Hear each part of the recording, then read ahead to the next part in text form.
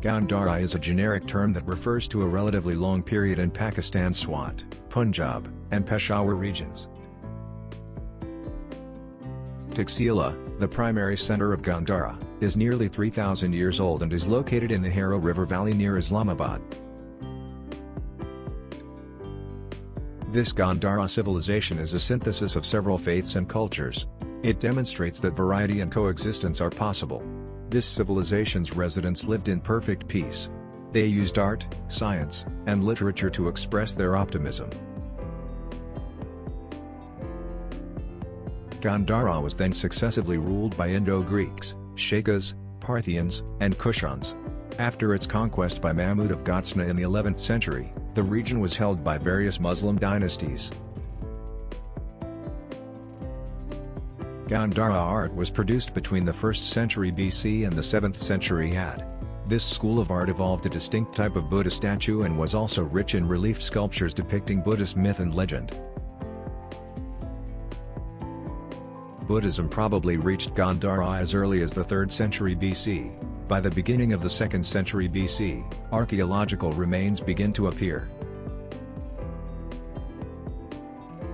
The Gandhara school of art was one of ancient India's most important schools of art, which was evolved during the reign of Kushana Emperor Kanishka.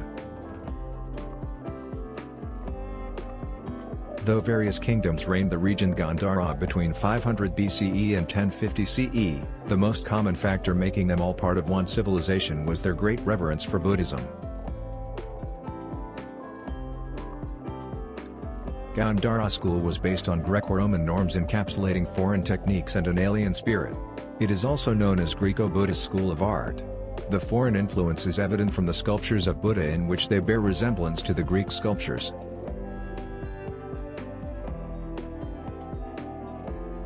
The most favorable subject of the Gandhara artists was the carving of sculptures of Buddha. Buddhist learning and culture were taken to China and Mongolia from taxila. The great Asiatic culture mingled with Indian Buddhist culture during the Kushana time. In 1863, this city's excavations began. This effort was established by Alexander Cunningham, the father of Indian archaeology. John Hubert carried on his legacy. It took him another 20 years to fully examine the city's historical significance. They aided in the discovery of taxila's true worth.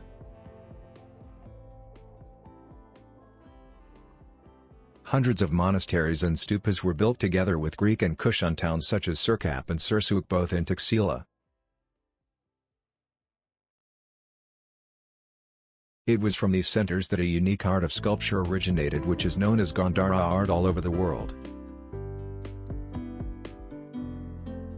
Today the Gandhara sculptures occupy a prominent place in the museums of England, France, Germany, USA, Japan, Korea, China, India and Afghanistan, together with many private collections world over, as well as in the museums of Pakistan. Nevertheless, the zenith of this Gandhara art is one and only fasting Buddha, now on display in Lahore Museum, Lahore. The light of Islam penetrated in this part of the world as early as 7th century AD. From the west with the Arabs and during the 10th century AD from the north with the Turks. With Islam in came a new culture in this land from Arabia and Central Asia. Hence, a new type of architecture, hitherto unknown in this area, was introduced.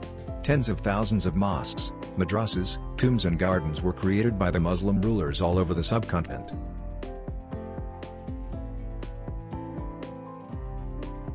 The most important contribution of the Muslim rulers to this land, however, is a new language, Urdu, which became the national language of Pakistan since its independence in 1947.